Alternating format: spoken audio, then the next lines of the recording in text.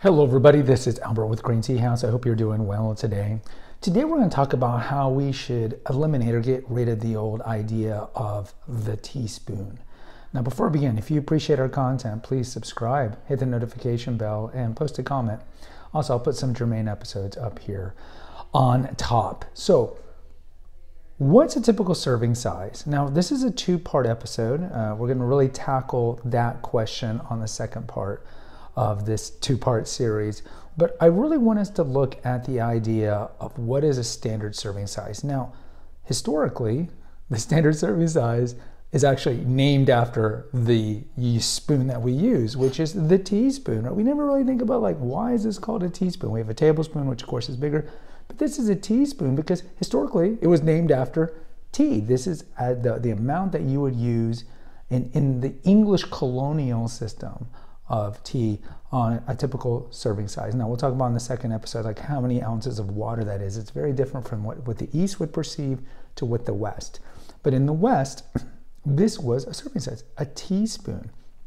Now there's problems with using a teaspoon as a standard size. And the main problem is that not all teas and tisanes are created equal. And I'm going to give you a quick example of that. Some teas and tisanes are very compact and heavy, while others are more frothy and take up more volume. So I would tell you, of course, a teaspoon, you look at it as volume. I would tell you the best way to assess how much tea or a tisane you should be based on weight. And a good illustration of this is right here. So this is licorice, and I compared licorice with Magnolia Oolong. I don't want to pour them over here. And had I done the typical standard teaspoon, I would get only this much of the licorice.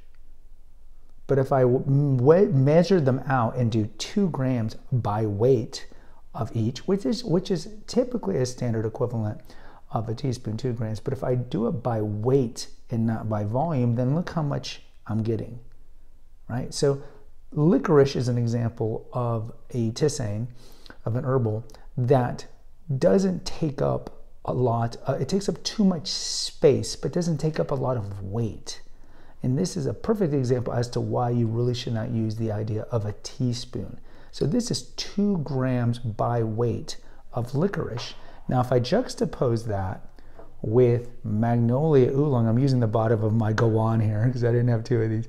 You see that would be the typical size that would fit by volume in a teaspoon. So when it comes to the heavier teas and tisanes, you can use the idea of a teaspoon. But as a whole, the more consistent thing is do it by weight. Now you're thinking, well, Gregory, what does that mean, doing it by weight? Do I have to have a scale? Well, maybe you do have to have a scale because it's hard to do it by weight if you don't. As I'm drinking a Dragon Well Chinese green here.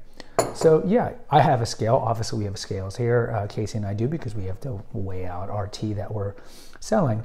But I would tell you that's a better rule of thumb. So if you do have a scale laying around, whether it be those kind of scales or the electronic scales, I would do that. In the second part of this series, we're really going to talk about the best way to figure out what's a serving size for your tea and tisane.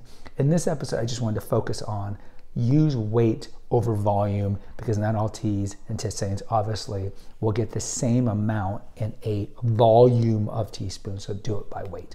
Guys, post in the comments. I'd love to hear from you. Until next time, take care. God bless.